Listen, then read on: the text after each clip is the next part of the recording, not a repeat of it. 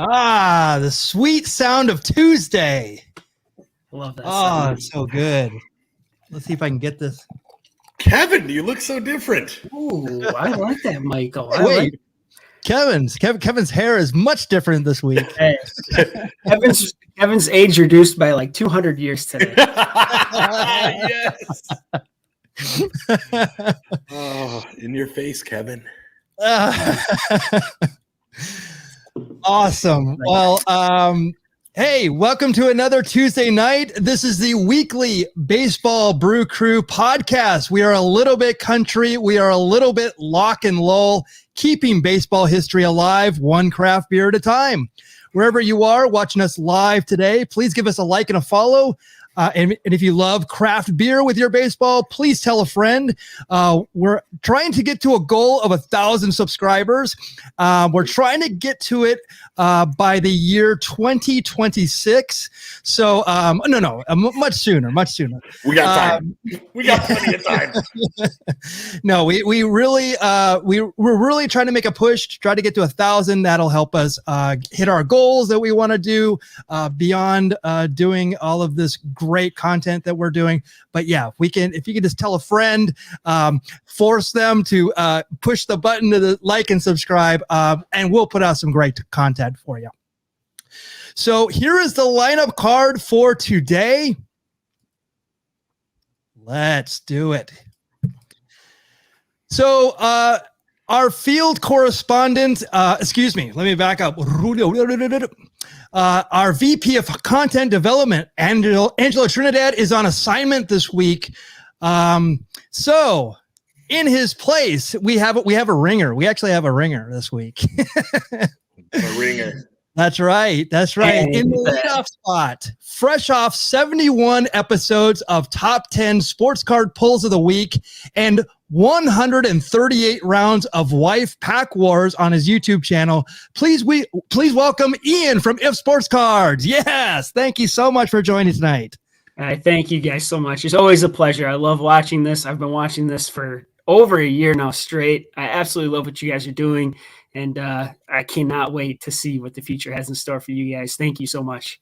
Well, thank you. And you've always been super, super gracious about, we say, hey, can you jump on? And you're like, yes, I'll definitely jump on. So we really appreciate that. And, all of your support and we love what you do every single week and what you and Nikki, and actually I'm looking at this picture here. Your hair is actually pretty short. Yeah.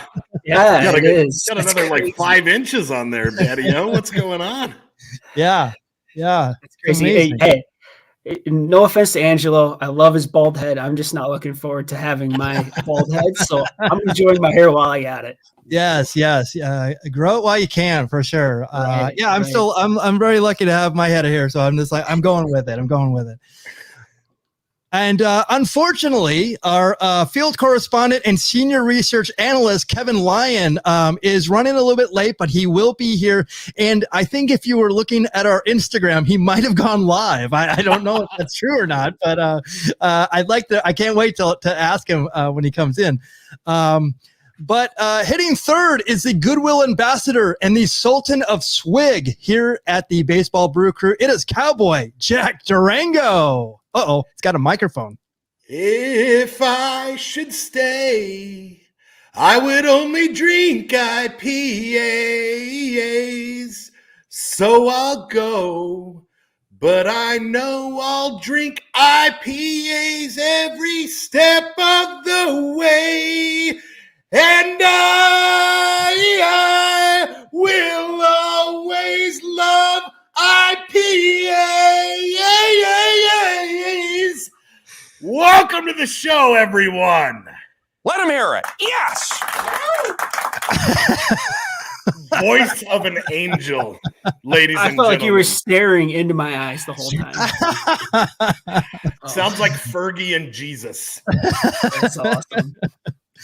I love that you have a show microphone, but yet when you sing, you have a second microphone. That is impressive. I got the work. You got to have the working microphone, brother.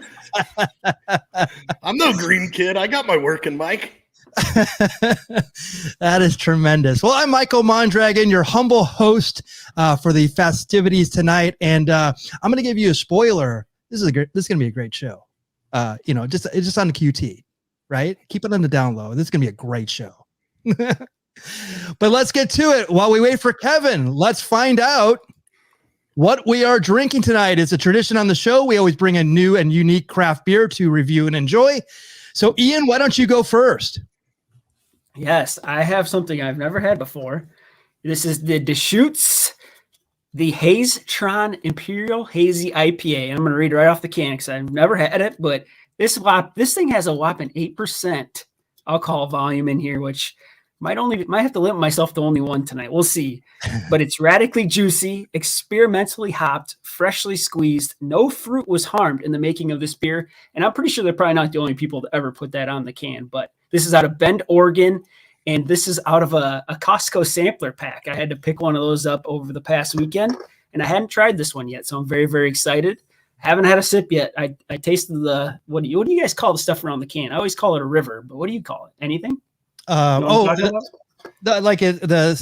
gets in this part of the can. I don't know. I never look at the can after I put it in my glass. Well, usually I get a little bit. Maybe I pour it wrong, but I sip it off, and first refill was phenomenal. That was very, very good. Gotcha. Well, I'm such a snob that I never would want to have that metallic or that taste in my. So it's like I want to keep it pure.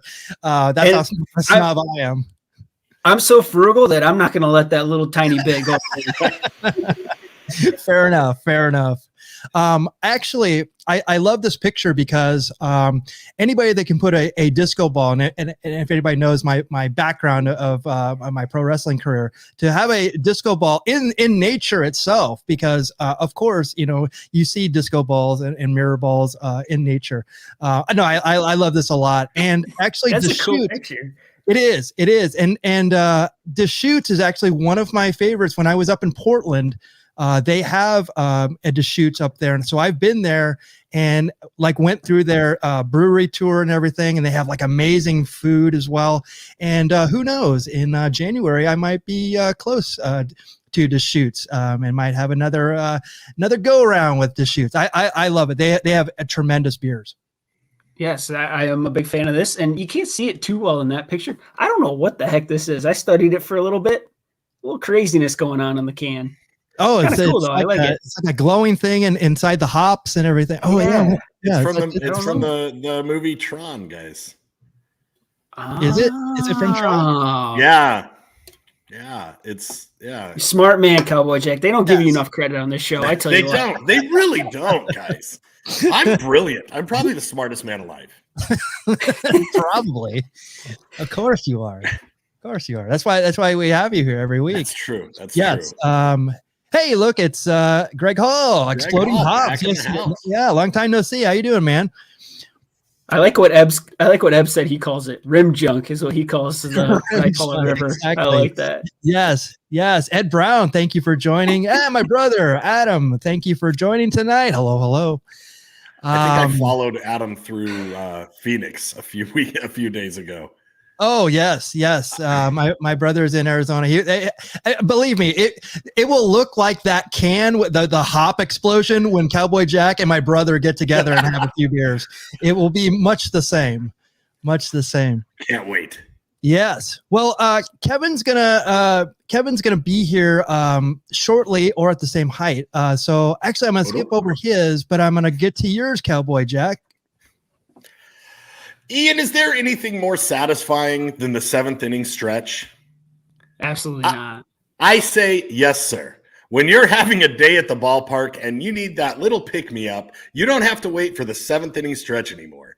You can grab an ice-cold 7th inning quench hazy IPA anytime and drink away those stiff muscles that come from sitting in an uncomfortable ballpark seating. Brewed by Simple Machine Brewing Company, located right here in Phoenix, Arizona. It packs a 7% ABV with a low IBU of 7.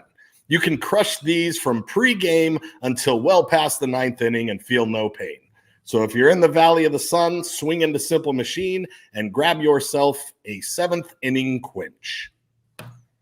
Nice. Yeah. If I drink 7% for a whole baseball game, I'm not feeling any pain. Then you don't need to stretch. This is such a cool can. Yeah. I love the Isn't that can and the gnarly? glass. I like the glass too. That's funny. So yeah, there's a company here in Phoenix called Tap That AZ, Arizona. Okay. And That's it. this Obviously. beer is a collaboration between Tap That AZ and Simple Machine. Gotcha. Yeah, because you're pulling now breweries that I haven't even heard of in Arizona. So I'm looking forward to like getting out there. It's been a while since I've been to Arizona and just going brewery hopping, but I can't wait to see the ones that I've gone to before, and hopefully they're still there. But also you're pulling a whole bunch of new ones out there that I'm really super excited to be to get to know a little bit. Yeah, better. I'm digging finding the smaller, like family-owned places, man. They're really cool. Yeah, and Yeah, we'll that's have pretty to cool. we'll have to do. There's a place we always talk about too that we have to get out to. There's a place called Cider Corpse. Cider Core. Cider Core. That's what it is, and it's run by the Marines, right? It's and A couple of so that- former Marines started a brewery, and they make hard ciders. That's their jam. Oh, yeah. They're pretty gnarly. Yeah. Cowboy Jack, do you have this can on you right now? I do not know, sir. Oh, so in that far right picture, they have like their own rendition to Take Me Out to the Ball Game. Oh, really? okay. Yeah, that's really sick. I can't read Ah. it too well, but that's cool. A perfect baseball beer. Nicely done. Yeah. Yes, it is. That is awesome. We'll pick that up and smuggle some across the border to you, brother. Heck yes. I'll come down there. It's warmer. Yes. Perfect. Yes. Spring training's coming up, That's true. That's true. and the Savannah Bananas. That's right. That's right. They will be there in March. We will be there. Actually, they haven't. The tickets for that haven't gone on sale yet. But not that I think it's going to sell out. But I'm just like, I want to make sure that I have them. Right. It's a big deal for me. So this is Kevin's beer. We'll probably talk about it later. He actually he's doing his Pint and Packs series, and he actually has some OPG cards. Hey, speak of the devil, look at this. Hey. Oh, right on time. Well, there's a look at a guy that needs a beer. Yes, Hello, Satan. there it is. You know what? En la fin du monde as we know it. There we go. Wow. Michael wasn't gonna say it as nice. Oh, there we go. Wow. Look at this. Let's show us that bottle, Kevin. Oh, yeah. Sorry. Here's the bottle. La fin du monde. The end of the world. This is actually brewed out of Canada. Let me see. I'll try. A city near Chambly, Quebec. It's a triple, so it's a Belgian style beer, but it's made in Canada. And there's a reason why I bought a Canadian beer. I'll get to that later in the show.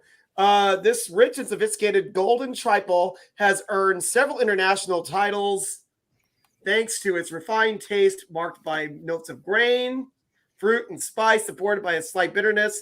It is a tribute to Quebec, the land encountered by 19th or 18th century French explorers who thought they reached the end of the world. Ah, There you go. very cool. And I'm having this because of what I'm going to be doing later in the show. But this is a triple coming in at, I believe, 9%. And this is about 25 ouncer. So be So ready for the nice. end of the show, folks. So Ian, you It's said gonna you be didn't good. want to start with a 7. This guy's starting with a 9. This is a Hey, one I and got done. an 8. Who We has got a an 7, 8, I 9. Michael, you better have a 10. don't know. 25 ounces, whatever. You're lucky enough, just drink it straight out of the bottle. Get it? Don't sing it. Bring it, baby. Yeah, I already this poured time- some in a glass. This Cheers, time he has everyone. Thanks for he has coming no out. paper bag. He actually has it just from the bottle. No paper bag. I took it out of a bag. I got it in a bag, and then that's good stuff. I forgot. I haven't had this in a while. That's Kevin's day drinking hack is just put it in a paper bag, right? Why not? You're welcome for that hack, by the way, Michael. Yes, exactly. All right, so here is now. This is a brewery that Kevin loves. I love Highland Park Brewing, and this is also a close first as well in the same area. This is the Nose Job IPA from Boomtown Brewery. It is a 7% ABV, 65 IBU, a West Coast classic. This IPA is deep in color and gold color and brimming with a mix of citrus, tropical fruit, and piney hoppiness. Although the hop flavor, this IPA ends surprisingly clean with a light, lingering hop presence. Wasn't there a beer from Noble called Nose Candy? Nose Candy, yes, sir. Okay, that's what I was thinking of, because I keep on wanting to call this Nose Candy, but it's Nose Job, and I'm not sure. Is there a reason? Do you know a reason why it was called Nose Job, or is it just one of those names? What about the smells? I mean, how's the aroma of the beer? Mm-hmm. That's what I would think. I thought there was more to it, but if it's just that, then I'll just go with that. There you go. It sounds good enough. I mean, there's a lot of nose jobs done in LA as we see. That's I thought it was more kind of related to maybe that or something like that. But I don't know if I've had this one before. I don't have it actually labeled on my list on Untapped, so maybe I never had this. There's other ones I usually have as a go-to when I go to Boomtown. I seem How to is think that one, Michael? It's great, and because I've had this at Boomtown when we went there, and I will actually say that I like it better, in the brewery, obviously, than from a can. But it was but this is still really good. It's really, and I was really surprised to see this. So Boomtown is actually now expanding, further out in LA, and it's more available. So that's good news, I think. Absolutely. I do like the end of their details here on Untapped. It says here, at 7%, it's not a session beer, but it's designed to be palatable for extended drinking pleasure.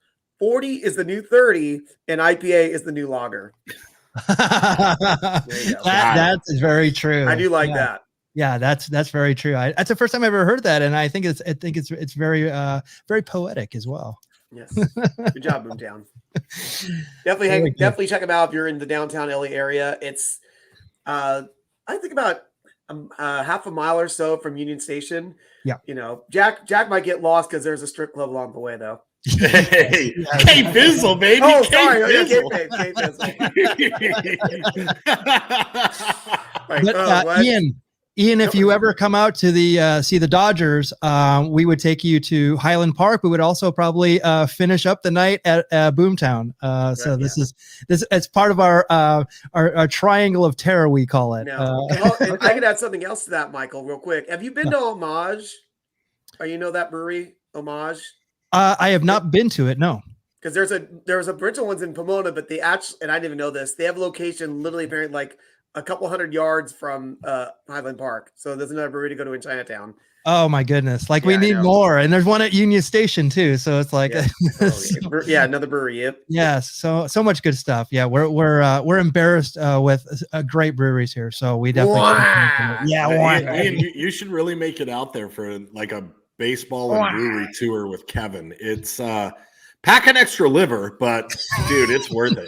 Don't worry, I have an extra liver. Don't worry. Yeah, I got perfect. He works in the black market for sure. All right, so let's do it. This is this day in baseball history for November 22nd. We know, Ian, you love this segment, so I have some good stuff in here that I think that you'll really like a lot. So it is a Canadian themed show today with Kevin's beer we start with and later what we're going to do later. But let's start with this one. November 22nd, 1954, the Pirates purchased the contract of Roberto Clemente from the Montreal, it's actually the Montreal Royals, the Dodgers AAA Farm Club. The Pirates made Clemente the first selection of the Rule 5 draft that took place on November 22nd, 1954. Can anybody explain what the Rule 5 actually is? Oh, no. Go ahead, Jack. You know. So after you've been with a franchise for 5 years, you get an option to extend your contract by 6 months. Ian, would you like to take a shot at it? I'm gonna take a guess, but when you lose one of your players to free agency, don't you get don't you get compensated a pick? I thought it was 4th round though, so I don't know why that would make sense. You're in the ballpark, but not specific. There's actually a reason why they have this this Rule 5, and it's Kevin. Do you have an idea? Gosh, I'm like, I've been around since there was even a draft. The very first draft was World War I when I got drafted. World War II when I avoided draft because it went out to me in World War I, which we're not going to talk about. But I was almost thinking like it was some kind of expansion draft, but that wouldn't be it either. It's kind of so. The rule thing where certain players are going to be you're allowed. It's not something new. Is the Rule 5 about like 5 players being protected from each team or something like that? Or am I just thinking of expansion? I think you guys are going to expansion, but this is basically what it is. So the Rule 5 draft aims to prevent teams from stockpiling too many young players on the minor league affiliate teams when organizations would be willing to have them play in the major leagues. So it basically so the Rule 5 draft has happened every year since 1920. So you were just in kindergarten, Kevin. Kindergarten. I told you I got drafted in World War I. Oh, I got drafted the first time. Well, I mean, you've lied so many times about your age, so it's like who knows what your age was. I lied because I don't know how old I really am. Yeah. So this is how, and they make them. They have to make players available. Then they claim them off the Rule 5. So yeah. So that's crazy that the Dodgers had Roberto Clemente. Can you imagine? Yeah. They had Clemente, and I was thinking about this recently. Like, there's 2 players. I don't think they were Rule 5 related, but they were, when they were younger at the time. I think the Dodgers could have had, or they did have O'Neal Cruz in their minor leagues, and also Yordan Alvarez. They actually, those are types of players. So it's not just scrubs that are just up for grabs. I figured that would be a way to protect some of these players, but. Yeah, obviously not. You figure Roberto Clemente's got to be a pretty big prospect at this point. And I think that they were scouting. As the story goes, that they were actually scouting other players and saw him during these workouts, and actually kept their eye on him. So like the Pirates actually were scoping him out. And remember, the Pirates back then were super good at that time. Well, I mean, they were really good in a couple more years because they had Roberto Clemente. That's it. They got super good. And another fun fact about the 1954 Montreal Baseball Club, Pee Wee Herman was their road secretary. So pictured there on the right. Yeah, there he is. Oh, wow. And I love his tie isn't even straight. Maybe it's one of those spinning ties. Can you imagine being the road secretary for a 50s era baseball team? Like that dude probably had to bury so many hookers. Like, come on. Those guys brushed their teeth with whiskey. Like these were hard driving men. That poor man he's like his just dead-eyed stare. He's seen some stuff. Oh, for sure. That's for sure. Yeah, we have some good people in the chat talking it up and talking about the Rule 5. Gotcha. I can remember what exactly it was. Thank you. Yes. So the 40 man is what everybody wants to get to. That's why you see now, like there'll be like there's 38 now and 39, and then that coveted 40th spot is actually very big, and so they have to make that decision before a certain time. Mm-hmm. So Greg Hall, like with all the knowledge here, we've missed all your knowledge about all this. That's right. I remember that. It's starting to come back to me. I don't have CTE, but I might have Alzheimer's. All right. So November 22nd, 1957, Yankee outfielder Mickey Mantle edges out Red Sox superstar Ted Williams to win the American League MVP on a controversial vote.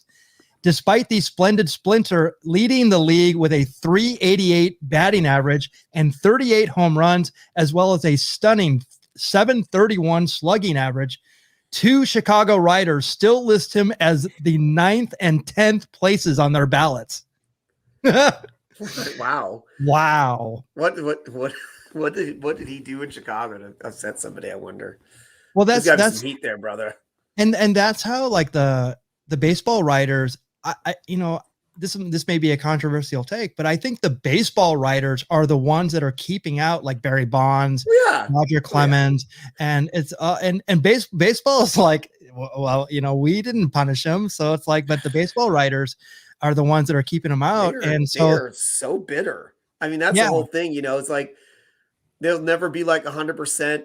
A guy won't get 100% of the votes on the ballot because there's some old writers like, I will not vote for anyone. I don't care who it is. Their first year of eligibility. Right. And I'm like, okay. Wait, that's a thing? Yeah. Oh yeah, totally. Oh, yeah. Yeah, like if you Ryan, I remember, was like not even perfect. I think there's like two or three people who wouldn't vote for him for the Hall of Fame. Yeah, dude, that really grinds my beers, dude. Yes, Rick Moranis is the keymaster for the Hall of Fame, and yeah, so actually that's why I think there's a ballot that's coming out, and it's a new one with Barry Bonds and Kurt Schilling will be on it, so they may get on through this new balloting system. So who do you think is the gatekeeper, Harold Baines or Ted Simmons? Oh my gosh, or Bruce Sutter, or Bruce, I can get in there. I got all those young guys. I'm like, Harold Baines, great player, but come on. Is there some shady stuff with baseball writers that I need to look into? There might be. Actually, you were talking about it before. The baseball writers from before were the ones who actually didn't say things like about Babe Ruth. They didn't say the public stuff because they used to all travel on trains. Mickey Mantle. They covered a lot for Mickey. Yeah, Mickey was getting into a lot of trouble in the 50s. Yeah, so the writers would actually protect these players. Yep. They were in on the brotherhood, huh? Okay, yep, they were. Yeah. The one of the famous, really bad alcoholic. Really. One of the famous stories is there was a train, and Babe Ruth. They used to travel to the cities by train, right? So they would just go nuts on those trains. And Babe Ruth, as the story goes, he was chasing women in his underwear, and he was totally like drunk and everything. And these two writers look at each other and they go, "I didn't see anything. Did you?" Yeah. That was how they treated it. It was wow. It was well known, it's George Baby Ruth Herman pulled a Ric Flair, dude, and nobody spoke up. Yes. Did he have the baby's arm? Complicit, dude. You guys are complicit. All right. November 22nd, 1967, Rod Carew, who hit .292, 8 home runs, 51 RBIs, wins the American League Rookie of the Year award. The Twins second baseman receiving 19 of 20 first place votes, easily outdistances Reggie Smith of the Red Sox. I had forgot Reggie Smith played with the Red Sox. I know more as a Cardinal and a Dodger. Dodger for sure. He was a really this good is player, probably too. young in his career, man. He looks like he's 13 right there. I know. Yeah. I just love this card. I had to put this card on there. That is a cool card, bro. The font's cool card. Any remembrances of is Rod Carew? Is he in your area, Ian? Is Rod Carew? He's more like celebrated down here in as an Angel than he is the Twins. They do. I'm pretty sure his number is retired. I know I see at least banners and stuff up at. Yeah, I think he's a pretty beloved Twin. Yeah, and no one could compete with Kirby. I mean, yes. Well, I mean, he won them championships. That's definitely the difference there. Yeah, made an awesome vacuum too. There you go. There you go. You are correct, sir. Yes, but I and even controversially happened earlier this year is that Rod just played for the Twins and the Angels, and he very subtly was bashing on the Angels earlier, like at the beginning of the season, like preseason. I want to say, I know Jack, Major League low hanging fruit, dude. Way to kick exactly. Down. He does live here in this area. I don't know where. I know he lives somewhere in the LA area, but he more or less was saying, "Oh yeah, I support the Twins, but I don't really support the Angels." That was the nicest way. It was like along those lines, very politically safe the way he said it. Yeah, it's sort of like I'm gonna stab you in the back, but sorry, you can see it coming. Yeah, basically he was also saying like he goes, they know my number. It's like they never call me. Basically, it's almost like that. Wow. So, yeah, and like I said, he lives. in this area. Wow, poor Dennis Stamp. Is he the Dennis Stamp of baseball? No. Yeah, I'm not booked. You didn't call me. Yeah, that's right. It's true, and he does a lot of stuff too. So he's very Hall of Famer. Yep. All right, friend of the show, November 22nd, 1968, Johnny Bench, who kept his freshman status by missing the final 3 games of the 1967 season due to a hand injury, is named National League's Rookie of the Year. The 20-year-old Reds catcher narrowly edges Mets left-hander Jerry Koosman for the award when the Chicago American veteran scribe Jim Enright splits his choice because he couldn't vote for one or the other and ignore the other. So I bet you Jim Enright might be the guy who put Ted Williams in 9th place. It absolutely might be. Wow. Wow. You know, I'm just saying, this guy's a bitter sports writer. So, hey, he had to be one of those guys who like, not Ted Williams. So he gave him a half vote. Okay. I mean, it looks like Johnny Benson the same expression we do here in that half a vote. Yes. Really? Really? How do you cast half a vote, dude? Oh, that's what I'm saying. These writers, they just make up their own rules. Wow. Yeah, you gotta flip a coin at that point. Oh, come on. Yeah, Right. exactly. Yeah. It's not like, heads you win, tails you win. It's like, come on. It's Man, two 20 very years good. old. Too. Yeah, And he 20 played years the old. year before, and he's 20 at this point. Oh my gosh! Like, Yeah. That's I wonder like if he even played minor league ball. If he did, he barely did. No wonder he was able to play as a catcher for like about 15 years. See, I think he played giving like half a vote. Go ahead. So November 22nd, 1972, in the last 3 years, Johnny Bench wins his second National League MVP award, easily outdistancing runner-up Cubs left fielder Billy Williams by 52 points. The 24-year-old catcher, a significant cog in the big red machine, hits a league-leading 40 home runs en route to driving in 110 runs for the National League champs. I believe they lost this series to the A's. they lost right? the series to the A's. Yeah, that is from that World Series because there's Bergkamp and here's the A's right there. Yeah. So, and you can guarantee that he caught this foul ball because there's a lot of room in that stadium for in foul territory. Yeah, Pinoco, absolutely. Yeah, you could basically. I'm sorry, Ricky Henderson Field. I'm sorry. That's I'm right, gonna call Ricky it that as Henderson long as I Field. can. Gotta make sure I call it that as long as I can Yes. before they go wherever they're gonna go.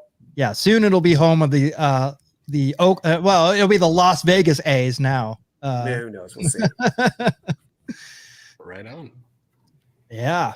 So November 22nd, 1977, Expos outfielder Andre Dawson, who hit 282, 19 home runs, 65 RBIs, wins the National League Rookie of the Year award by a single vote over Mets' Steve Henderson, who hit 297 with 12 home runs and 65 RBIs.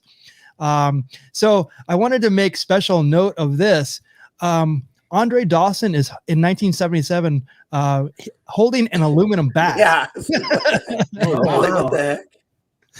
Yeah. So there's actually a Super 70s Sports like tweet about this, about how he hit 15 home runs in spring training. They're like, wait a second, he's using an aluminum bat. And I was like, yeah, what? Yes. Oh, you see there, Greg caught it right away. Yeah, Greg caught it right away. No wonder he's a Hall of Famer. No wonder he's the Hawk. I mean, look at that menacing look, man. Right? He didn't need to swing the bat, dude. The ball would just run away in terror. Yeah. He's all business. Again, going with our Canadian theme here, the Andre Dawson with the Montreal Expos. Yeah, and I got my Quebec beer here. There you go. I think it's Atasante is cheers. There you I might be go. wrong on that, but hey, whatever. Close enough. So Steve Henderson, let's talk about him for a second. So Steve Henderson was actually so New York obtained Henderson in the Tom Seaver trade with the Reds on June 16th of 1977. And in a separate deal, they traded their leading home run hitter, Dave Kingman. The Mets then traded for the Cardinals for Joel Youngblood, who in 1981 actually played for 2 teams in the same day. But these late night trades at this time in 77 was actually referred to as the Midnight Massacre. They actually traded everybody away in the middle of the night. Solid name, dude. I dig it. Yes. It's kind of like when was it the Baltimore Colts who just all of a sudden left in the middle of the night back in the A's in the NFL? Yeah. Yes. Similar thing. Like literally just trucks just disappearing in the middle of the night. Yes. They just had a whole bunch of moving trucks and they moved to Indianapolis. Right. Exactly. Yep. It's like they tried to do to the Springfield Isotopes, bro. Not cool. You still haven't gotten over that. I'm still not over it, dude. It's still real to me, damn it. All right. So November 22nd, 1983. And Ian, can you name this player at all? Can you get even close? Yes, this is Ron Kittle. And the reason I know that is because I search eBay for Kittle cards all the time, and this guy keeps popping up. Oh yeah, wow, that's so awesome. You said the name. I'm like, it's got to be because of George. Very good. That's amazing. That's awesome. So Ron Kittle, who hit 254, 35 home runs, 100 RBIs, wins the American League Rookie of the Year award, beating out Indians infielder Julio Franco and Orioles pitcher Mike Boddicker. The free-swinging White Sox outfielder struck out a league-leading 150 times. And so this is exactly what it would have been. 77, 83. So 6 years after Reggie Jackson, where, striking out was acceptable as long as you hit the long ball, right? Yep. So 35 home runs in his rookie season. I remember not liking this guy. He must have hit a lot of home runs off the Angels back in the 80s. I was like, oh no, not this guy. Yes. Again, home run or strikeout. Dude, Come on. But look at this, Jack. When you think home run hitter, is this what you would picture? No, dude. When I think serial killer, that's what I picture. No. This guy is the assassinator. Hold on. This guy's assassinator of baseballs. Really? Exactly. That good, huh? Yeah. See, Cowboy Jack, thank you, because I thought you were talking to me. No. I meant Ron Kittle. Thank you. Dude. You're an alleged serial killer, bro. A legend. But Jack the Ripper, dude. I mean, the statute of limitations has gone off, dude. You're fine. There's no statute of limitations for murder, sir. I would know. Welcome to the true crime portion of our show, everybody. I saw that too. He's wearing number 42. Yeah. Yes, that's right. Yeah. So back in the days when you could wear a 42, right? Right. What year was that? Was it retired? Do you know? It's not that long ago. It wasn't that long ago, but what they did, they actually just phased it out. So if existing players were already wearing it, they phased it out. So and then Mariano Rivera was the last person to wear that. So Disco, as a graphic designer by trade, how do you feel about that hat, bro? I mean, that is a lot. I'm very, very close to this because the actual logo that goes along with this is actually very rudimentary, and it just looks like it actually has a ball for hands, and then like the bat, and then it's very, very basic, almost like juvenile. I love it. I think it's one of the greatest ones of all time. And actually, I would have been 13 at this time. So their uniforms were so awesome, and it was very, very reminiscent of the time. A lot of the uniforms at that time, like the Astros had the one that looked like Tetris, and a lot of them looked like like the Denver Nuggets too. The Denver Nuggets was like Denver Nuggets were like that as well, and because now Jack, you remember this is like a warm up jersey here. This is not the jersey is similar design to the hat. Okay, all right. Yeah, it's a part of it, but I'm very close to this look, and it's very reminiscent of this time period because this is a time when Tony La Russa started, and the White Sox started getting really good as well during that time, and they started making the playoffs. That's where Harold Baines, and that's where he basically made came to prominence. They had a few good years there. Yeah, then they went back to being the White Sox till around 2000-ish. Exactly. So I want to comment on this. Because this is my good buddy Ethan. And if you replace the word church with beer, that's Ethan. Yeah, awesome. Ethan, welcome to the family, brother. All right. Very cool. Thanks for joining. That's awesome. All right, so let's close it out. And Ian said it before, a Minnesota legend, November 22nd, 1989. Kirby Puckett becomes the first major league player to ever sign a contract that calls for an average salary of $3 million per year. He inked a pact with the Twins for $9 million over 3 years. What a bargain. Right. Oh, but when this first got signed, it was the talk of like the sports world. Like, how is an athlete able to make $3 million a year? You know, Hey, Jack, today's money, please. Today's money. Yeah, please. That's exactly what I was. Stand by. Okay. Yep. Look at that. Look, that's a strapping young lad right there. Yes. And he's about 5 years in. If this photo is from 89, I think he started around 84, 85. Something right. Like that. Right. Exactly.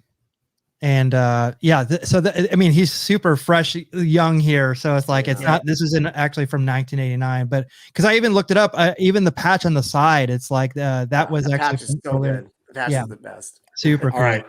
So in today's money, you're looking at approximately $7.2 million per year. Sounds better. Sounds better. Yeah. Which is still like nothing. Like, isn't that that's sounds a below low average for player. That's like right? a below average player making $7 million a year nowadays. Right. Yeah. Right. So hey, good for the players. You know what I mean? Because obviously the owners are making enough money that they can afford it. Yeah, they're making plenty of money. Of course. Yeah, good stuff. So Kevin, you actually have a segment which actually was called out by the hot dog on a stick. That's right. I forgot about that. Yeah, because I had a beer that Angela had on the show. It's a shandy beer. Oh no, it was selling me out here. It was a beer that was a lemonade shandy. It was like a blonde ale by Santa Monica Brew Works, but also had lemonade infused from Hot Dog on a Stick. So apparently I tagged them and they liked it. So there we go. So Jack, Ian, parlez-vous français, oui ou no? No. Oh, okay. Oui. I mean, solamente hablo un poquito español porque vivo en Arizona, ese. Ah, okay. Wow.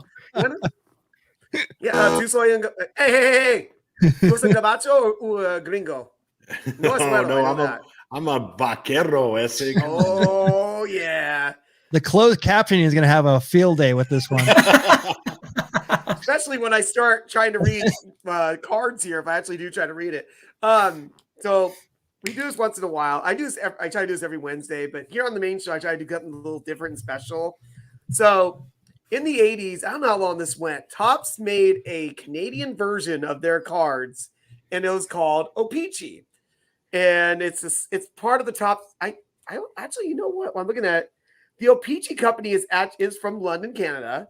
So they manufacture these cards, but they have the trademark through Topps. And this one says Topps is from Brooklyn, New York. So that's kind of funny in itself. So I have two different years. I got 1988 and 1986. And part of the fun is the cards are different because there's less people in the set and they're going to feature more of the Canadian players. And also it's in French and English. So let's have some fun. Let's see. Awesome. One thing you'll love on the wrapper here, I love it gives the weight of 4 grams. You got to appreciate that. We have the metric system in Canada, by the way. Nice. And like, just to give you an example here, like on the back, you can get like, a pennant. It says how to do it, get it in English and French. Let me see. Yeah, for $2.05 wraps. I like how it says here wraps. Certified check spelled CHEQE. How proper is that, right? So, I'm gonna find out. I gotta see how this Canadian got missing here. So it says Major League Baseball, des Ligues Majeures. Oh, okay. Le vrai. That's the real one, I guess. Le vrai would be the real one here. Okay. Bubble and okay. Gomme ballon avec cartes. So there you go. So that means bubblegum with cards. So the bubblegum is the main event, not the cards. How about that? It doesn't even say how many cards are in here. That's kind of interesting. One thing I can also enjoy and tell you really quick here on the back, it says it doesn't say, it just lists the contents of what's in the gum, the ingredients. It doesn't say gum contains, it just says, I'll read the French because what's the point of reading it in English? Sucre, glucose, base de gomme, aromes artificiels, colorants. So sugar, glucose, gum-based artificial flavors and colors. So there you go. All right. Well, I get that out of the way. This is 1988, you said? I'm doing 1988 first, and I have 86 as well. And there's way less cards in here. Yeah, and I love this. To see. By the way, look at how stuck that is. Oh my! You gotta eat the card too. Oh, wait, all right. Let's see how loud this was. I take it off. Oh my gosh! Ooh. It's like rock candy here. And it ruined my first card, Oh. which is Expos player named Mitch Webster. Can you see the damage from the gum? Just out of that was come off or not, but that's pretty fun. Nice, starting with a Canadian player too. Oh, okay. Yes, So that would make sense, right? I don't remember him being. It said he was with the Blue Jays and the Expos right now, but I don't remember who he played with later. Michael, do you? I want to say Mitch Webster. I want to say either Pirates or Dodgers. So I don't remember for sure, but he was a pretty good player there for a little bit. Yeah. So one thing on a lot of these cards, they'll give fun facts. So this one's not. I'm gonna look for a fun fact later and not read them all, but I'm just read you one to give you an example. Okay. Mitch led the Midwest League with a 326 average in 1979. Oh no, get ready. Mitch mena la Liga de Midwest avec un moyen de Tres de si al baton in 1979. Good luck with me saying that. And then it gives like this way to the clubhouse and route vers la mesure. The Blue Jays traded Mitch to the Expos June 22nd, 1985. They received pitcher Cliff Young. Oh my gosh! In September, so 3 months later, they got that's in the player to be named later, I guess. Yes. So the Blue Jays in oh my gosh. Enchantraments Mitch or Expos, they I almost said 22 Cowboy Jack. That'd been pretty funny, right? Yes. Close enough, right? Yep. 1985. Il recordant la Lansur. Oh my gosh, pitchers Lansur, by the way. Right. Cliff Young. I am not going to read all that. If I find something good, I'll read it. How sought after are these cards? Oh no, they're I just looked up what was the highest sale on eBay out of this set. Yeah. Is this is the right one? 88 Peachy. We got a PSA 10 of Derek Bell.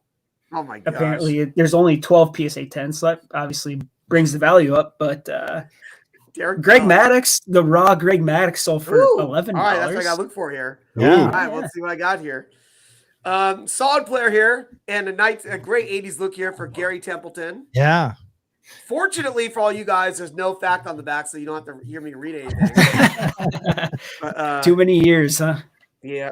One thing I do like, though, on the top of the card, it does say, like, complete Major League batting record, and then it says underneath, fiche complete comme frappeur dans les mesures. So, so there you go.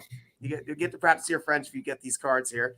Oh, here we go. Here's a prize card to get in the 1980s. I'm actually being serious here. Donnie Baseball. Yeah. Good old Don Mattingly here. Yep. On the Yankees. And one thing also with this set is there's a lot less cards. This one's 300. I wouldn't be surprised if that's the number of cards sold in here. Yeah, most likely. And you know what? When you talk about Don Mattingly, you want to talk about how stellar of a career he had at this point. Here's the highlight.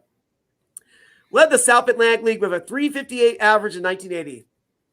You think Don Mattingly, that's the first thing that comes to your mind, right? Yeah. Yeah. Yeah. Yeah. Yeah. Sure. And he was a 19th round draft pick. Wow. Jeez. And look how well he ended up doing. Well, if he would have cut off that hair, got a respectable haircut, he could have been playing with the Yankees. Yeah, there you go. That's true. Respectable haircuts are overrated. There are 396 cards in this set. There you go. So, but Topps was like almost 800 in this time period. That's Right. Yeah. All right, here we got a Giants player here. Here you go, Ian. Mike Aldretti, a first baseman. Hey, I got his autograph on an actual card. I didn't get it, Oh, but right on. my dad did. Yeah. Yes. I remember Nice. him being a pretty solid player, but he couldn't play. Yeah. He was stuck playing the outfield as first baseman because of Will Clark. He could never really Yeah. Right. get a full-time gig there. I have no real fun facts, just how he got drafted. Oh, I need more fun than that. I believe Michael Andretti was on when I was bat boy for the Phoenix Giants. I believe that he was. It doesn't. Let me tell you, he was out. You know what?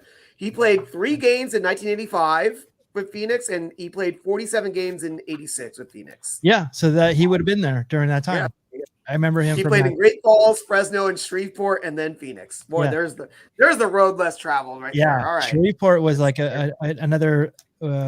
Everybody would come from Shreveport to Phoenix, and then they go. Yeah, because Shreveport's AA. Yeah. Right, I exactly. think Ian, did you grab your autograph card? No. I saw Dean's comment, and I just wanted to. Oh, let's see Oh, that. wow. Like That's a Kirby. rookie right there. That is awesome. Cheers. Yeah, Yeah. thanks for joining, Dean. That's awesome. Yeah, he was a lot of people's favorite player at that time. Oh, yeah. Sorry, not one of mine so much because he was playing the Angels. That's all the right. time. Yeah. This is an interesting one, Michael, because I want you to look to see what it says on this card. This is not Richard Dawson; it's Richard Dotson. But look what it says on the card. Oh, that's right. They used to put that like now with the Yankee. Right. They used to like. Oh, update. wow. Yeah, I was like, that's kind of cool, So for this way, the clubhouse, it says Richard was traded by the Angels to the White Sox with Bobby Bonds and Thad Bosley in exchange for Brian Downing, Chris Knapp, and Dave Frost. I thought you'd enjoy that trade. Yeah, that's I'm awesome. not reading that in French. I'm only going so far with this. All right, here. I'm looking for a fun fact here. All right, we're going to stick to Minnesota. We're going to talk about Mr.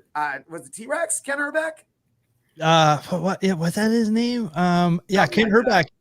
I remember Ken Herbeck. That he was on the Sports Illustrated cover, Yes. like during his rookie year, and it said literally, this is what it said: "The best of the worst." Yeah, That was the headline bad of in the the Sports mid-80s, Illustrated sure. cover. It was so awesome. Yeah, But that's weird because he's known for being a power hitter. That does not look like it does the not. best It, swing they could have that gotten looks him. like a ground out to the pitcher right there. Yeah, it's like, why is that the picture you're taking of it here? I mean, look at that. Yeah, Jeez. that reeks of it. Yeah. And the fact is, Kent was named as the California League MVP in 1981. So that probably would have been for Visalia Oaks, now known as the Visalia Rawhide Cowboy Jack, one of your favorite teams. That's right. And to close out this pack, I have catcher for the A's, not part of the Bass Brothers, unfortunately, but Terry Steinbach. Yes. How about Yeah. that? Yeah. He was a So- part of those teams, the World Series teams for the A's. And again, it's kind of cool. You get to see the little Peachy on here. There's no mention of tops on these cards. On the back it says Peachy as well. Oh, really? Yeah. And so yeah, they must have just bought the licensing rights to this. Right. He belted his first major league home run and it says 9/12/86. So il compte sa première circuit. Circuit is what they call home run. There you go. Donde major le the 12 that's Spanish, whatever. Spanish. Septiembre 1986. I'm not gonna do all this. I need to drink more beer and I need more brewers. Oh, there's one. Yeah, we do. Kevin, did the pack say tops on it? I don't remember. Did the actual package? Not at all. It didn't either? It Okay. only mentions tops on the back. So let me show you what it actually looks like now that I have it open. Hang on. So if you see, there's nothing on there that says tops, except for just right there. You see where it says they're manufactured by. See, that's the only thing Up where a it says little tops. bit, So it up a says they little got bit. like. Up a little bit. Yeah, I There you couldn't go. tell. Cover your So you face. see how, exactly. That's perfect. That's the best I ever looked on here. That's no lie. Yeah. So same design, just has the different. Start throwing stuff. Let's see how this gum is. I don't know. Should I do both gums at once? Yeah. Do it all at once. All right. But Oh, yeah. Dean says that Ken Herbeck was doing an outdoor show in Minnesota last time. I saw. Oh, Well, right on. And I've he's actually one of those seen that. guys. He was one of those guys who really wanted to be a wrestler too. Yes, he totally did. Like he was, and remember that was during the time of like Wrestle Rock and all that, and Yeah, it's like the William wrestling in Perry? Minnesota. yeah, pretty popular. the Super Bowl Shuffle and all that. So Yeah. there was. All right, was- we're gonna go back 2 more years to '86. okay. I think this is similar colors too to the packs for the '86s. Let's see what we got here. Let's see let's see what we got here at the gum this time. Let's see. That's a brick of cards. yeah, it is. Yes, Rocky Wrestling. My God. And you know what the crazy part is? Look at the back of this car. It looks like it didn't do any damage to it. So that's the other thing too. I think and these have more of a feel a little bit glossier. So I think they're actually better made than the actual Topps cards. As funny as that is. So this is 86. So I gotta think, who was the big 86 cards? I don't know if Canseco was 86 or 87 for Topps. I don't recall off the top of my head. But regardless, it's not like these are really worth anything. You'd have to have like the best rookie and have to be in perfect condition here. But hey, we start off at Expo in this pack as well. Here's a pitcher named Dan Swatzetter. I've never even heard of this guy. Oh, Shatsetter. Center. Oh, you know. All right. Yeah. And this says his first win, first strike, first shutout, and first home run. Wow, he was actually playing for a few years. He came up with the Expos in '77 and played with a couple of other teams, then back with the Expos. There you go. Oh, Okay. hey, you made the major leagues. You're obviously going to be a heck of a ball player. It looks like A very Barry Bonds, Bo Jackson. Those are the Yeah. guys you're looking for out of here. Oh, an Yeah. 86? Because I know Barry Bonds is 87 Fleer. I remember chasing that. I remember looking for that one. But okay, good to know. All right, let's see here. I got a giant here. The very stoic looking Jose Uribe, as stoic as he probably ever looked, because he was the little guy. Little guy. Shortstop. Little fella. I think that picture might have been taken in Phoenix too. Like it's like I think I'm almost You positive might that be right because or it's spring training. Were they playing spring training taken in in spring Phoenix? training for sure. Were they doing spring training in Phoenix then, Michael, or were they at Scottsdale already? Yes, and that's the jersey that of the Phoenix Giants and the San Francisco Giants at the time. Yeah, Gotcha. When they did they become the Firebirds after that? 87. When they became the Firebirds? 87. Gotcha. And they moved to Okay. Scottsdale. Gotcha. Yeah, and he just got dealt to them. He came up with the Cardinals actually. Right. I didn't know. Yeah. Right. And it just mentions home run and game-winning RBIs. We don't care about that. We want some fun facts here. Here's my favorite picture so far of all these cards. Here's Rafael Ramirez. I love this picture here. Like what he did not want his photo taken, or he just didn't know what was coming. He's in a slump. Yeah, for sure. Yeah, he really is in a slump. Speaking of slumps, let's see. He batted 248 last season in 85. So It's respectable. It looked like he's in a sniper scope. Right? Like someone about to pick him off. Hey, don't talk about that. A legend. I'm a legend. Please. Give secrets away. All right. So on no fun fact, but on the back of this, oh no, this is where this shows it off the rails here. They have a little thing called Talking Baseball or Parlons Baseball. Okay. The first brother pitching duo in Atlanta Braves history was Joe and Phil Niekro, who took the mound in 1973 season. Oh, goodness. La primer duo de frères Lonce dans l'histoire des Braves de Atlanta se composait de Joe et Phil Niekro, qui accéderont au monticule in 1973. I'm not gonna try numbers. Guys, if you haven't been to Paris, this is exactly what it's like. This is what they speak over there. This is how they sound, Ian.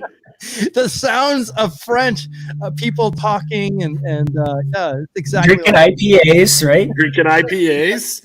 Yeah. Right. Speaking of which, I need to fill up. I fill up. Let's talk about actually a solid outfielder for the Rangers. This is Gary Ward. Oh yeah. You would know he's a solid ball player by the way. He's just standing there holding his bat nonchalantly. I don't know. Yeah. It looks like he has an issue with number 5 there. Yeah, I know what number 5 is. We're just sword fighting, dude. Yeah, I know. It's like, whoa, what's happening? What is about to happen in that batting cage? Let's see. Do I actually want to read this? His Talking Baseball again? I don't think you need more French, do you? No. I'm just gonna keep going. Oh my gosh! If you talk about a card you want to get in your pack, Michael, Barry Bonds. Yeah, maybe second. Okay. Wow. Back of cards. You know what you want most of all? The checklist. Yes. Yes. Actually, more valuable than you would expect. List Really? Control Baseball 1986. So there you go. Yeah, to get like if you look up, Ian, have you ever looked up like old like checklists, like PSA 10s? They're actually very hard to get. Really? I haven't. No, I haven't looked up the graded ones. They have like a little check thing, and you were supposed to like take a pen or a pencil and check them off, but then kids would do that. Yep. So like to find them pristine and PSA 10 is actually very hard to find. Oh my God, that's for the serious hardcore collector. That's the hardcore fan right there. You got to be hardcore. You got to be hardcore to be buying these cards and enjoying these cards because we're not really getting very much to work with here. Here we got from the Phillies, or I'm sorry, now what? Oh. Now, I'm sorry. Wait. Okay, so that's funny. They did put Phillies, but he's in a Reds jersey there. It says now at the Phillies. That's what threw me off. Gary Reedus. Okay. Right. Yeah, I remember Gary Reedus with the Reds, but not with the Phillies. Yeah, for sure. He's actually a pretty good ball player. I think he's like a stolen base guy. Remember? Yeah, 48 stolen bases in 85. That probably was like second place on Vince Coleman, most likely. Yeah. Or Tim Raines. Yeah. Tim Rock Raines. Yes, sir. All right, we got 2 cards to go here. There we go. Here's the best card of this pack. Horner. I don't know. He doesn't look like he's on the hot corner there by that angle. That's a weird. Yeah, 9% definitely. Hot corner right there. I don't know. Look at him coming. No, He's playing first base. He's playing first base. Yeah, I was like, oh, you know what? And it does say first and third there. There you There's go. always Horner on the hot corner. Yeah, because he remember when I did a what did I used to call it? I used to call it something else. Shoot, like not hot take. It was I was doing them on Mondays, and I talked about Bob Horner's weight issues. Yes. Remember, that's why they put him in first base, because he basically can't. All right, let me see. You like that barbecue too much? He loved the barbecue. All right. You know, we have a lot of background in wrestling. We hear exaggerated heights and weights. You want to guess his height and weight on this card? 6'7", 327 pounds of twisted steel sex appeal. It's way funnier than Jack because you're not gonna. It's such a work. Ian, you want to take a guess? Height and weight on this card? I'm gonna guess the card says he's like severely under the weight that this card depicts.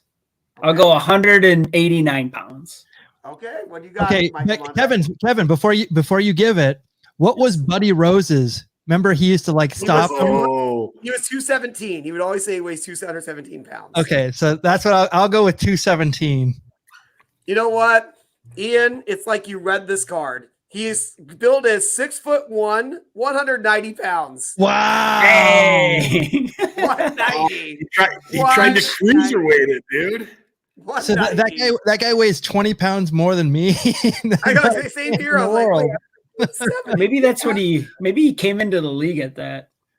Most likely. He was a freshman at ASU. He might have been birthed at that.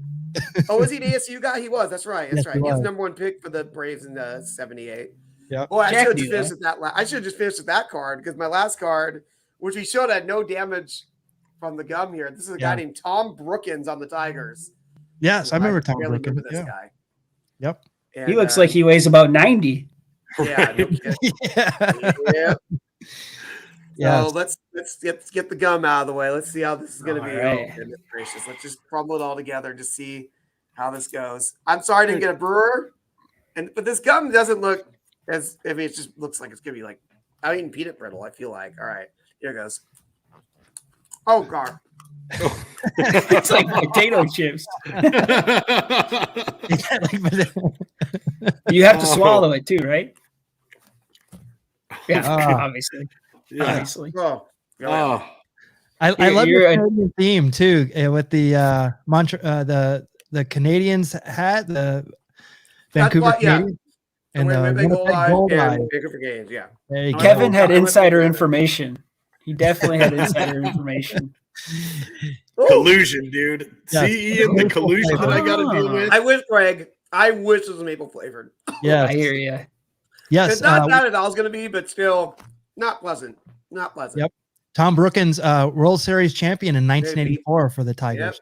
Yep. That's correct, sir. All right. So thank you, Kevin. We hope you live through this episode. We don't. Yes. You really. Well, I mean, it would be super ratings if you were to pass away right now from eating gum on our broadcast. But I don't want to do that. Yeah. Maybe sacrifice for the team, bro. Maybe sacrifice for the team. I don't know.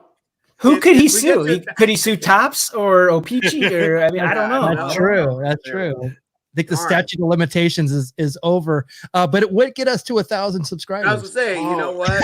And we would be in a lawsuit of like they'd call it the Kevin rule. Like on all packs, they'd have to recall them, but do not eat this gum. Yes. Just like the Jackie Coogan laws, it would actually be the Kevin Lyon. Yes. Boy, that is a deep cut. That's a deep real. I mean, even for me, that's a deep cut. Let me back up. Ian, do you know what the Jackie Coogan laws are? I have never heard of it. Okay.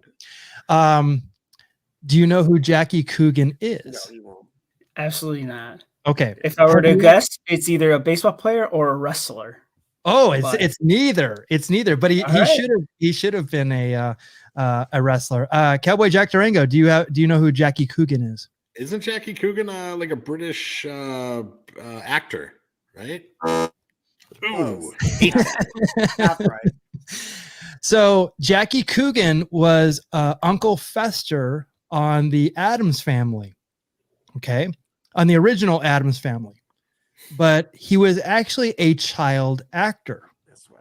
And when he was a child actor, he had money that was his parents got him into acting and doing all this stuff. I thought he was on the Little Rascals, wasn't he? I don't think he would. No, that was Blake. I think you're thinking of Robert Blake. Yeah. While you talk about this, I don't think he was. I don't think he was a part of the Little Rascals, but he was a child actor.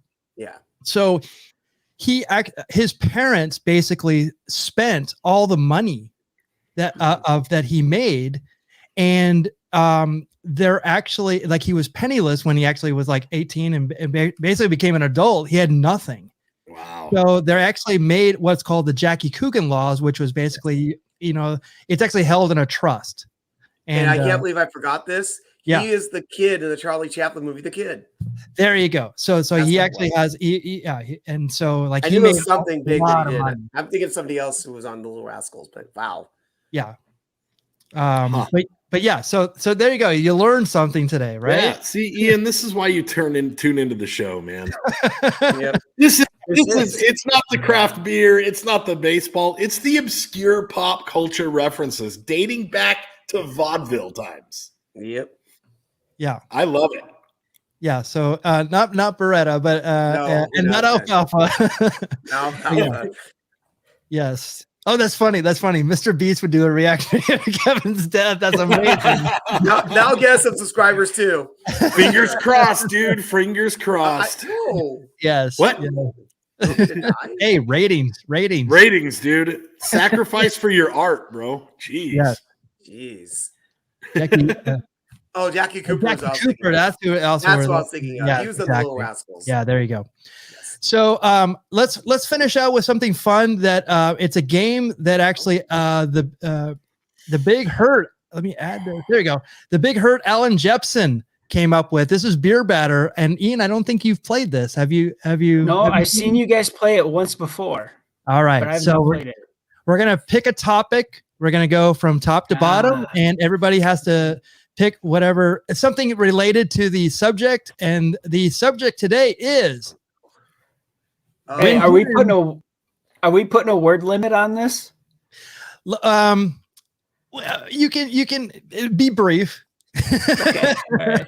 That's what it was. We'll just keep going. We'll just keep going. All right. So Kevin Lyon, go for it. No, I have to go first.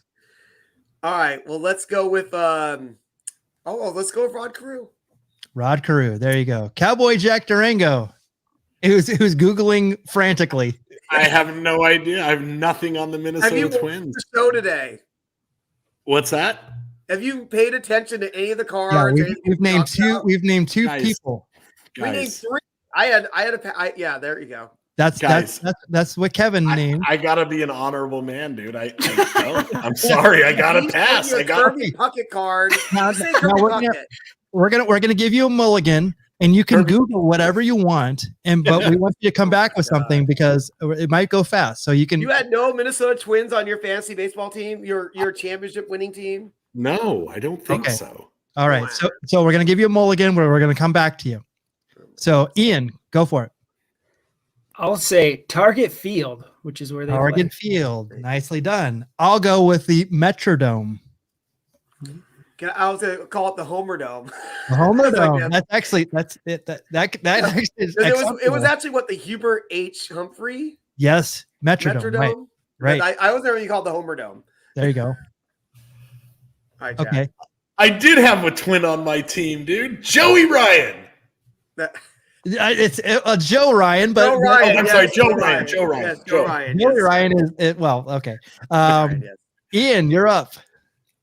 I will go with Bert Blyleven, who was ice player and now the commentator. Oh, I know what he's doing that. Right on. Yeah. I will go with Tony Oliva. Ooh, nice. All right, Michael. I'll one up you and I'll go. Oh God, I hope I say his last name right. Zoilo Versay? No, my gosh, that's awesome. Correct. I was always gonna use that first. I can't use that first. Like Versailles or something like from that. the 70s. Yeah. Nicely done. All right, Cowboy Jack. Not son of Vern Gagne, but Greg Gagne. Yeah, nicely done. Good. Joe Mauer. Nice. Well, so I'm going to take Ian's next one, Byron Buxton, who I saw hit his very first triple in Busch Stadium when a while back. Go ahead, Kevin. Oh, I love that I'm coming up like these weird ones though. What I think it was a catcher named Tim Laudner in the 80s. Okay. Wow, that's a great one. I'm gonna just digging deep here. Okay, I have a good one. Next one. All right, go ahead, Jack. I'm just Googling at this point, guys. Just say, Steve Lefty Carlton. Oh, that's right. He was a Twin at some point. He really was on the Twins. I don't remember. Was he really? I don't remember that at all. Yeah, I think he was. In 1987. I was going to say, but probably at the very end, for sure. All right, Ian. Yeah, there you go. Good job.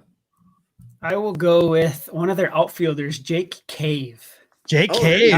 Not very well known, but yeah. I'll go with you probably know him as a Yankee, but Chuck Knobloch. Oh, yeah, there you go. That's a good one. All right. Oh gosh. Now I'm like, you think there's like, I had one I was gonna that's an easy one. Let me see if I can think of something a little bit better here. Whatever. Harmon Killebrew. Harmon Killebrew. That's a good one.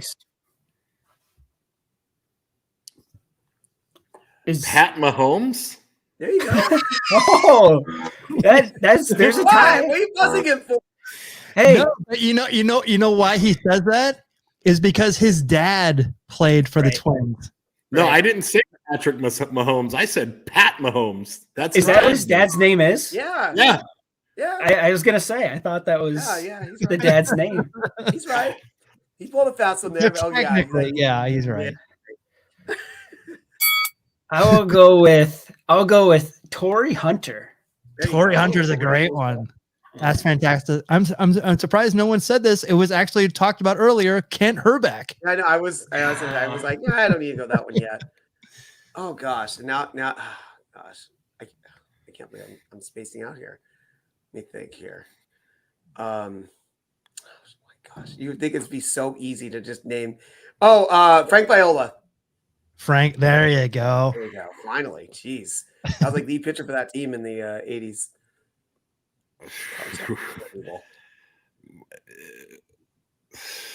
That's a Carl Pavano.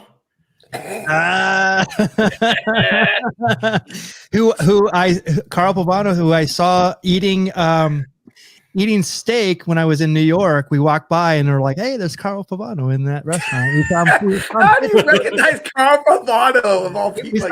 We saw him pitch early that day against the Mets. Oh, okay. I was like, okay. It's such a random. Yeah, it was when we were in New York. Yeah. All right, Ian. I will go with La Tortuga. Oh, Williams Astudillo. Oh, nice. Okay. He was a fan favorite. I love that dude. Yes, he was very, very good. So I think I lost the player that I had in my head. I finally got one in my head, and I'm going, okay, if like you're probably gonna say it. I know who I was thinking of. Ready? And actually, I don't think he was a Giant, but he might have been. Dan Gladden. Yeah. Oh, that's a great 80s look. Definitely was a good 80s player there. All right, I'm Justin Morneau. Oh, good one. I was surprised. I'm like, I first remembered him. I was trying to remember for like 2 rounds. That put a name in my head. Thank you.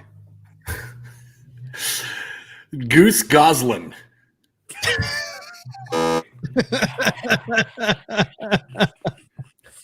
He was one of the Twins' greatest all-time hitters in 1928. But they didn't exist in 28. Listen, I'm just telling you what Google's telling me, pal. Okay. He's listed as the. Go ahead. He's listed as one of the top 5. Goose Gossage, because Goose That's Gossage what I might have thought been a too. twin. No, it's Goose Goslin. Top whoever 5 the Minnesota Twins players in franchise history. So, am I right? Was it the Washington Senators that became the Minnesota Twins, Michael? I believe so. So maybe that's what it's going back to. Yeah. So I can say Walter Johnson next round, right? That'd be the same thing. Sure, dude. You can say whatever you want, bro. I'll go with. I don't think this is the one Kevin just said. No, did he say? He said Morneau, right? Yes, sir. Yep. I'll go with Michael Kadire. Same time frame. Oh, nice. All right. Yeah. Nice. He's not playing for the Twins. I think he opted out. Carlos Correa. Oh yeah, there you Yeah. go. A guy who just got dealt from the Twins to the Angels. Let's go, Gio Urshela. Oh, good one. Of course. I'll stay on. Yeah, that's right. That's right. Yeah. I'm just like, I know that one. I just can't think of anybody else, and I should be able to. I got to go for the obvious one and go Harmon Killebrew. I mean, can't believe nobody else has said that yet. I did. I'll continue on the ex-Twins, Jose Barrios. Oh, good one. There you go. Good one. This guy has been one of my secret fantasy producers every year for the last 2 years. And now he's on the radar of everybody. Luis Arias. Oh, okay. Yeah. He's awesome. Gosh. Who's on the 80s Twins? Who played outfield like the 80s for the Twins? That's why I'm trying to go to the 80s Twins. Yeah. And I'm just like, well, you know what's hilarious? No one actually said Kirby Puckett. Yeah, probably not. No one actually said Kirby Puckett, so I'll just take Kirby Puckett. I'll take the song. I thought we gifted that one to Jack. No, he never said it. I just said Kirby Puckett, and he never said Kirby Puckett. So I'll go with, and I don't think he's a Twin any longer now, but Miguel Sano. Oh, that's a good one. Yeah, he's actually He's hung on too long with the Twins, actually. Right. All right. So, oh, I got one. I will go. We're going back to the 80s now. Oh no, you're gonna say what I'm gonna say, aren't you? Potentially. Yes, there's one or two players. So I'll go with the third baseman, Gary Gaetti. I just came to me right now. I got Gary Gaetti, and I'm like, all right. I have a backup too. That's so awesome. Jeez. You might have just wiped me out with the Gary Gaetti. Oh my goodness. There's like thousands of Twins players, and I can't think of one. I know. Right now. You'll think of them 100 of them next after tonight. You know what? I'm gonna throw one out there because I think he also he was known for being an Angel, but I think he was a Twin first, and he died in unfortunate death. Lyman Bostock. Oh, that's a great one. That is a great one. That's something to look up. I think he was a Twin before he became an Angel. That's right. Have to ask he died as an Angel, right? Yeah, can you Google Lyman Bostock for me? Yes, sir. Yeah, we need a fact check on that one. Fact checker, dude. I'm on the case. Lyman, Lyman Bostock, B.O. Stock. Yeah. I'll go with a guy who had better careers with the Blue Jays and the Yankees, but Josh Donaldson. Ooh, that's a great one. I actually saw. Did I see him play for the Twins? I think I saw him play for the Braves. I think when he was on the Braves. I feel better now. I got one. All right, Lyman Wesley Bostock Jr. played for the Minnesota Twins from 75 to 77. All right, there we go. Don't ask me. I only remember that play because he's an Angel. Yep. And I will go with Tom Brunansky. Yeah, I love Tom Brunansky. Very good. I can't believe I didn't think of that one. Another former Angel. Yep. Definitely a pitcher I did not like. Ugh. Gosh, when he was coming to Anaheim, I was like, oh no, I don't want to see this guy. Hall of Famer Jack Morris. Oh, that's a good one. I'm like, oh, he's on the Twins. How did he get so far down here? I mean, you think of him as a Tiger first, you know. That's true. That's true. At least. I'll go with a guy who all my friends would pick him up in baseball, and he got the nickname Jake Odorizzi to hit. Oh, that's a good one. That's a great one. Every time I pick him up, like recently, like he'd always like fail for me. So streaky. Yeah, completely. So I might end this, but let's go one more round. So I'm going to go with Joe Nathan. Who? Come on. Oh, yeah. I know. Pitcher. I remember he is. Yeah. That's a good one. Yes. That's a good one. Oh, shoot. I had a name earlier in my head, and I don't remember if I had the name exactly right or not, but he was like, I think his name was Willie Banks. He was supposed to be like a really big prospect for the Twins around like 91, 92. I don't know if I've had the name right or not, but he's supposed to be like, he's going to be like the guy for the Twins. So I have to hashtag do the research, see if I'm around that. What's his name? Willie Banks? Banks. I might have the name wrong. If I do, oh well. Yeah, Nathan was reliever. Greg Hall says we're missing 2 Hall of Famers. They're not famous for playing in Minnesota. I don't know if Jack Morris was one of them or not. Was Jack Morris one of the 2, Greg? I know the guy I'm going to say is not a Hall of Famer, but he's a fellow video gamer, Trevor May. No longer a Twin, but was a reliever for a while for him. Oh, wow. Every time he'd blow a save, I was like, he played too much Fortnite. That's awesome. That's my Carlos Martinez. I'm just like, stop like posting on Instagram. Like you could go like 3 more innings. You'd be awesome. Yeah, it was Shabba Ranks. Wow, is that a callback to like 30 years ago? I was Ryan Willie Banks. All right. Phew, I feel better then. All right, so I will go with I believe he won he was the manager for it was 87 and 91. Oh, yes. Tom Kelly. Tom Kelly. There you go. Think of managers. Yeah, I didn't even think about I was going to say Paul Molitor. Jeez. Yeah. There you go. Yeah, exactly. Jeez. Hey, get your beers ready. There you go. See? There you go. Winfield was the other one he mentioned. Dave Winfield was a Twin. There you go. Yeah, And Dave originally Paul Winfield. Molitor. There he is. And originally Dave Winfield was from Minnesota because he was going to go to University of Minnesota. Yep. And then he ended up going to the, signing. Actually, did he go to college, Jack? Do you remember from our hazy history? I think he did, bro. And then he was like the athlete. Oh yes, and if anybody said Little Big League, that could have been another one. Gosh. Pitcher's got a big. I like this. David Ortiz. We're getting some more good names. That's right. David Ortiz was not on the Twins. David Arias was. Oh my God. That's when he had a different name. It wasn't David Ortiz. It was David Arias. Wait, same guy? Yes. He came in as a different name. Oh, that's funny.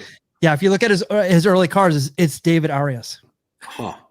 That shows you how nerdy we are here at the Baseball Brew Crew. Right. Big nerds.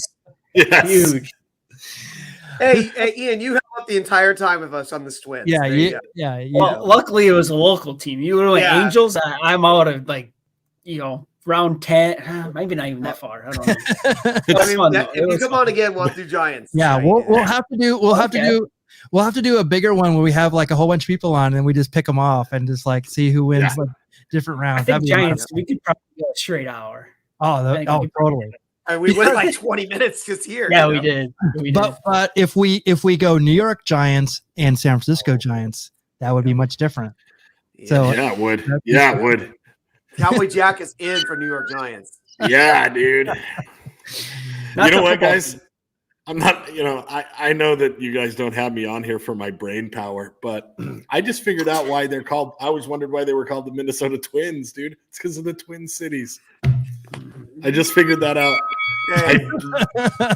As a kid, I didn't know either, but that logo. I was today years old when I figured that out. That logo, it's got to into that logo. As a kid, I didn't know what the Twins meant. Cowboy Jack, you're not the only baseball fan that doesn't know that. Don't worry. Yeah. Oh, thank God. Look at that. See, Minnesota, it's such a St. Paul right there. Yep. That's how you know. You could have said St. Paul Saints too. That would have qualified. St. Paul Saints. That's right. They're now a minor league affiliate. Oh, Elvis Peguero, like that. Wow, now we're getting No. He's talking about a trade. If you about that. Oh, gotcha. God, the Angels got Hunter Renfroe. Oh, goodness gracious. How do I feel about that? There you go. Get your beers ready. Poor guy got demoted to the minor leagues. Yeah. Yeah. Well, Ian, please plug away here.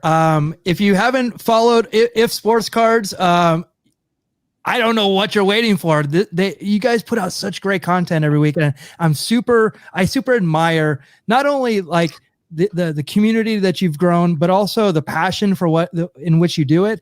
Tell us more about it. Yeah, thank you guys so much.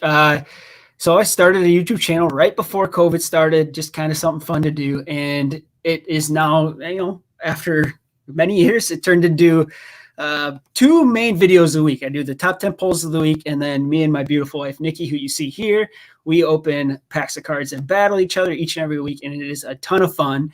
But we do appreciate when you vote for one of the two. Don't give half votes out, kind of like that baseball writer. Ian, you know what I'm gonna do tomorrow when I watch the video. I'm gonna put it I'm still gonna do that. I might do fractions. We've had a ton of fun, and like you said, we've gained quite a following. And if anyone from my channel is coming over to here watching this live or the replay, thank you so very much. Please hit that subscribe button and watch these guys again. Give them another chance. They do something new. You guys have like 4 different things now that you kind of revolve, right? You got the trivia, you got the you did the kind of 2 things today, packs, but we do Hazy History of Cowboy Jack. Right. Very, very entertaining. You guys do a great job here, and just getting more eyes on it is all we really need to do, I think. So that's my plug. Thank you so much. And Ed has a question. Does Nikki steal your hair care products? It's okay. It's a safe space. Other way around. And she's the one that's actually putting them in my hair. She's like, did you put that green stuff in your hair? I'm like, no, I didn't. So then she comes up and does this. Oh, wow. So you have a stylist. That is awesome. Wow. Pretty much. Yeah, pretty much. And look where it got you. It got you Cowboy Jack's heart. It's hard to be humble when you're perfect in every way, right, Ian? Look at this guy. As long as you think so, that's good enough for me. Apple of my eye, baby. Well, so 2023 is right around the corner, and who knows? Maybe we might be. When I say we, I mean I might be in the area. So like maybe I'd love to meet up with you. We'd love to actually have a whole thing where we actually get together at some point. Let's make it happen. I go to a Twins game. Go to anything in Iowa. Or like go to Toppling Goliath. Are you kidding me? Come on, get to Decorah. Yes. What's close? We can work something out for sure. Okay. They're like equally an hour away from me, so it's okay. Gotcha. It's not a big deal at all. Perfect. And we have very limited traffic around here. It's great.